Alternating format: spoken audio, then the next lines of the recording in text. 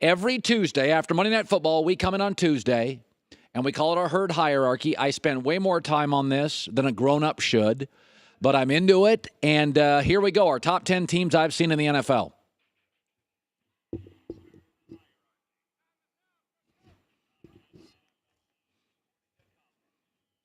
It's hard to trust the Houston Texans.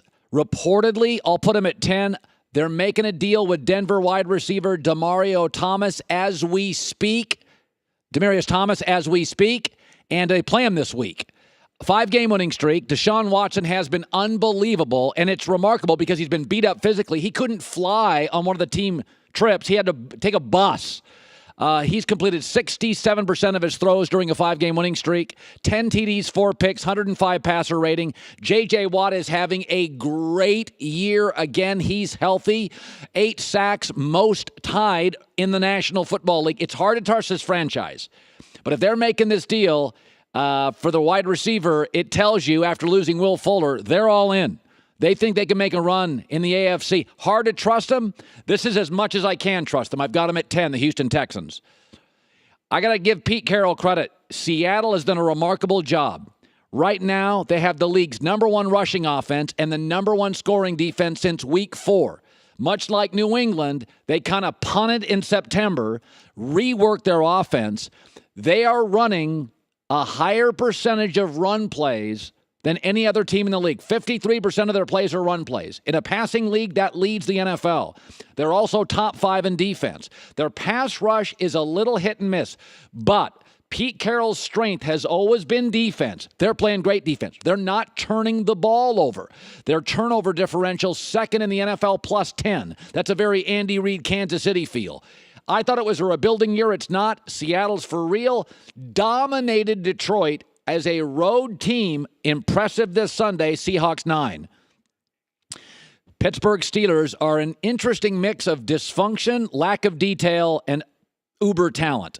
Their pass rush right now is frightening. Baker Mayfield had no chance Sunday. Matt Ryan a few weeks ago had no chance against their pass rush. They are 3-0 in October. They can go over the top. James Conner has filled in. He's been terrific. But then again, they lead the NFL in penalties and penalty yards and apparently haven't figured out all the rules, judging by what happened against the Browns. I have them at 8. I'd have them higher on talent, but their dysfunction, lack of details, puts them at 8. Philadelphia, again, I think they're just a little tighter than Pittsburgh. The problem with Philadelphia, I can make an argument, 7 of their 8 games have been decided by 6 points or less. I could make an argument they're underrated and overrated. Here's what I know, though. They are top 5 in the league in rushing. That matters, especially up to Thanksgiving, beyond Thanksgiving. The weather in Philly now, you're going to get some rain, going to get some hail, going to get some wind. They can run the football. I also like this about Philadelphia. They get people off the field, get the ball back to Carson Wentz. Right now, third down defense is something I've always looked at. They're top 3 in the league. They're third, meaning they got a pass rush, they get you off the field, and they get the ball back to their star quarterback, who now has a running game, Philadelphia at 7. They were beaten by Carolina, so I'll put Carolina 1 spot ahead of them. I'm not, this is a coin flip to me, but they did beat Philly, so I'll put Carolina at number 6. Carolina, first of all, has always been sneaky good at home. Once again, they're 4-0 this year at home. They've won 4 of their last 5. We've talked a lot through the years about their running game, and they are second in rushing. A lot of that's Cam Newton.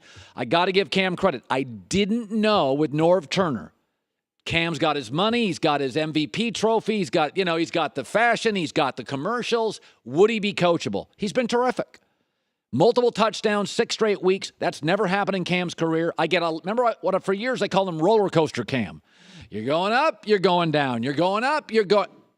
He has mostly smoothed out the bumps. I've always liked their front 7 defense. Ron Rivera, I think, is a very stable, solid head coach. I got the Panthers at 6. I know you're not watching them, but the Chargers are loaded. Everybody talks about Minnesota's wide receiving core. Well, Phillip Rivers is better than Kirk Cousins, and this wide receiving core is better than Minnesota. Keenan Allen, stud. Mike Williams, stud. Terrell Williams, wide receiver, who played at like Western Oregon. They have 3 long, fast, tall, deep threats. And Phillip Rivers, who's always been hyper-aggressive, is going after them. And here's the thing.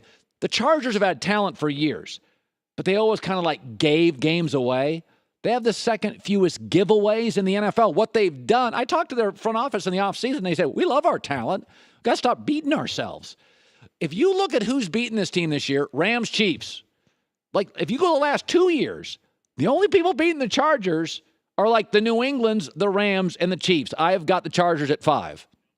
But I have the Chiefs at 4 because through the years, the Chargers can't beat the Chiefs. Andy Reid has owned the Chiefs. And this is an offensive story. Now, they do get eventually, they're going to get some defensive guys back, but Patrick Mahomes has the most passing yards and the most passing touchdowns of any player in the first 9 games of his career. And it's kind of a perfect storm. I like Mahomes. We're going gaga. He's got the perfect guy in Andy Reid, one of the great play callers in football, one of the great play designers in football. He's got the fastest guy on the outside, the cheetah. He's got a world-class running back, Kareem Hunt. Got the best tight end, in my opinion, in football, along with Zach Ertz and Gronk and Travis Kelce. They've got a better offensive line than previous years. That's been coached up. I still don't know if I trust him in a big spot. He's still a kid quarterback, but I got the Chiefs at 4. May surprise you, I have the Rams at 3. I keep seeing this with the Rams. Maybe it's lethargy. Maybe it is they don't have a consistent pass rush. And you saw it this week against Green Bay. When they needed it late, they did have it. But 4 of their last 5 games, and not exactly against great competition, have been decided by 7 or less. Now, they're the number 1 running team. Todd Gurley is the MVP, in my opinion, of the league right now. They're number 1 in point differential, 2nd in total offense. But I watched every snap of every game. Their pass rush is hit and miss. Their linebackers are okay. Now, they will get better because their secondary is beat up. But when you can put pressure like the Packers did on Jared Goff, you can clearly disrupt this offense. And I think it's close, but I have them at 3. And I have New England at 2 because if I think they met, I think Brady would slice up. Without a pass rush, I think Brady would slice up their defense, like Kansas City. I think Brady would face the Rams and slice them up with a bunch of Chris Hogan, Julian Edelman, Gronk, James White stuff. I don't love their backs, and I don't like the Rams linebackers in space, and I love what New England did last night. Just methodical. Didn't even perform well in the red zone. But here's the thing. 25-plus points on their 5-game winning streak. They're the best coach team in football. They're the best quarterback team in football. They have the best system in football. And I'll tell you this. They don't have a lot of superstars. Gronk's not what he used to be. But, man, they got a lot of guys that can play. James White and Chris Hogan and Gronk and Edelman, Cordero Patterson, Josh Gordon. Got a lot of dudes. Not all stars. Maybe none are stars anymore. But they can all play and they can all catch. Saints are the best team in football. Lost week 1 to Fitzmagic, and they've been great. They won at Baltimore. That's a tough win for a dome team. They won at Minnesota convincingly. That's a tough for New Orleans to go on the road. The Saints have always been that team that I love at home. Don't necessarily trust them big spots going up north, and they blow me away. I loved how they performed against Baltimore. I thought they were dominant against Minnesota. They run the football with a dual back system. They've got a deep threat. Drew Brees is completing closer to 80% than 75% of his throws. They're one of the best coach teams in football. Mickey Loomis is stacked. Now, I don't love their secondary at all. Eli Apple, I think, helps. But again, I think they're going to end up hosting playoff games, and I would not. Be it the Rams, be it the Eagles, be it Carolina, I would not want to face this team down in that dome. No thank you, because they're winning on the road. Saints, number 1 in my herd hierarchy.